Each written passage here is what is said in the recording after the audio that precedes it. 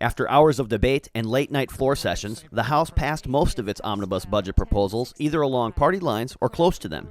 Education was the focus of Monday's debate as the Omnibus Education Finance and Policy proposal received approval.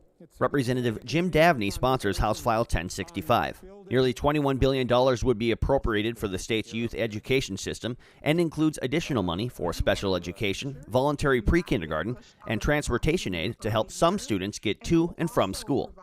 House File 1065 before you today is our opportunity to meet the moment we find ourselves in. It is our opportunity to help assure that all Minnesota children receive the world-class education that they deserve, that we want them to receive, and that we need them to have to build the next Minnesota. The proposal passed 73-60 and was sent to the Senate. Representative Ron Kresha spoke against the bill. The more we fear things, the more we try to control it. And what we see in this bill, there are things that I fear will create unforced errors that we should watch out for. The debate on the $2.7 billion Omnibus Public Safety and Criminal Justice Reform Finance Bill started on Wednesday, but it was Thursday morning by the time the proposal received approval. Representative Carlos Mariani sponsors the proposal that funds the state's prisons and public safety department. It also includes policy provisions that focus on police accountability and reform. Accountability. It's a good word, whether it applies to regular citizens or to peace officers or to our government systems like our courts, our post board, our jails, and our prisons.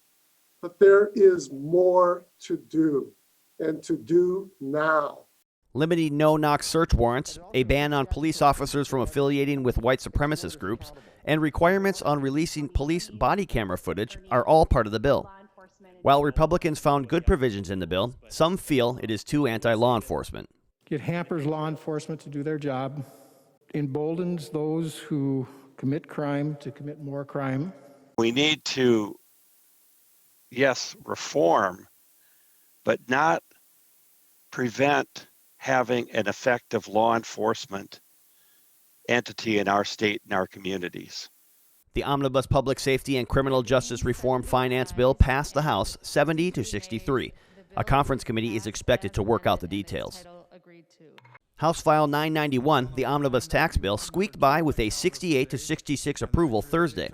Representative Paul Marquardt, the House Taxes Committee Chair, sponsors the proposal, which would raise tax rates for higher earners, recover corporate profits from foreign tax shelters, and provide tax exemptions for businesses and individuals who received federal aid during the pandemic.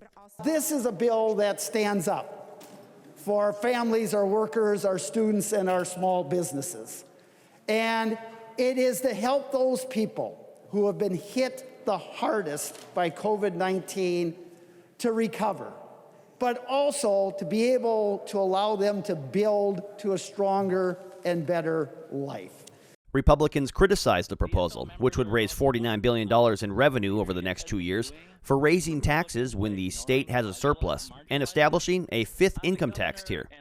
When we have the largest surplus in modern history, Democrats in the Minnesota House are going to raise taxes on job creators and on middle-income Minnesotans.